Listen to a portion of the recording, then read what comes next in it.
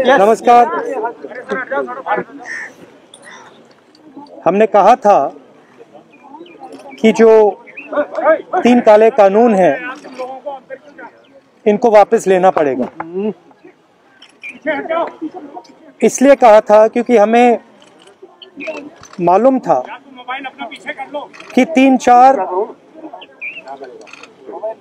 बड़े जो पूंजीपति हैं उनकी शक्ति हिंदुस्तान के किसानों के सामने खड़ी नहीं हो सकती, और वही हुआ। जो 3 काले कानून थे उनको अंत में रद्द करना पड़ा। ये किसानों की, मजदूरों की सफलता है, एक प्रकार से देश की सफलता है। मगर जिस प्रकार से ये कानून रद्द किए गए, बिना कोई डिस्कशन, पार्लियामेंट में इसके बारे में चर्चा नहीं होने दी, ये दिखाता है कि सरकार डिस्कशन से डरती है, और दिखाता है कि सरकार जानती है कि उन्होंने गलत काम किया, और सरकार डरती है। डिस्कशन जो हमारे किसान भाई शहीद हुए उनके बारे में है, वो जो 700 किसान जिन्होंने अपनी जान दी उनके बारे में डिस्कशन होना था।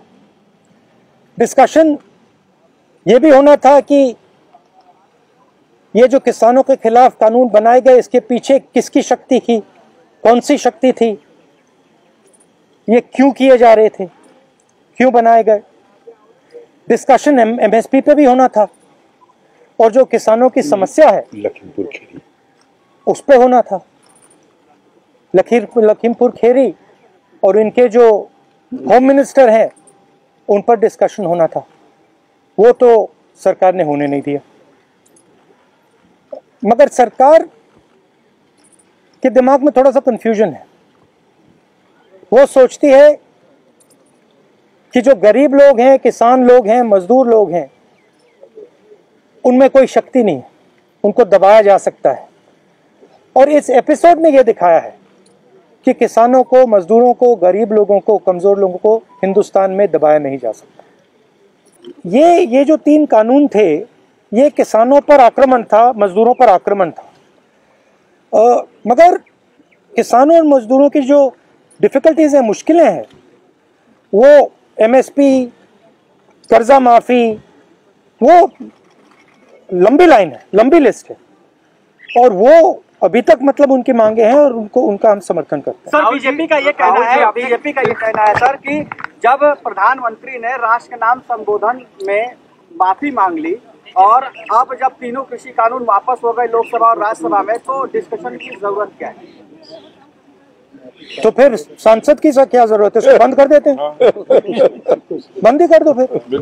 फिर प्राइम मिनिस्टर को जो कहना है कह दें, जो कानून बनाने बना दें। तो इसका क्या मतलब है कि प्रधानमंत्री ने माफी मांगी? इसका मतलब प्रधानमंत्री ने ये एक्सेप्ट किया कि उनकी गलती के कारण से 700 लोग मारे गए, उनकी गलती के कारण से ये जो पूरा आंदोलन हुआ है। तो फिर अगर उन्होंने गलती एक्सेप्ट कर ली है तो फिर कॉम्पनसेशन देना तो पड़ेगा। राहुल जी, आपने पहले कहा था कि तीनों कृषि कानून वापस लेने होंगे, सरकार ने अंतोगत्वा ये बिल वापस ले लिया। अब सवाल यह है, देखिए जिस प्रकार से लिया है इन्होंने, सबसे पहले इसमें किसानों का अपमान किया है।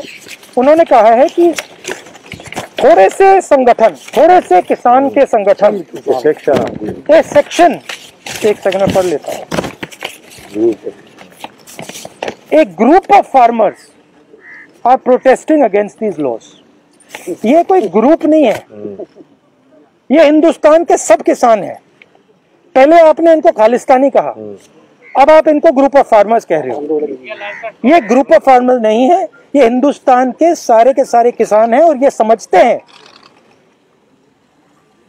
कौन सी शक्तियां इन पर आक्रमण कर रही है। किसान संगठन से क्या अपील करूंगा? उनसे कोई अपील करने की जरूरत नहीं है।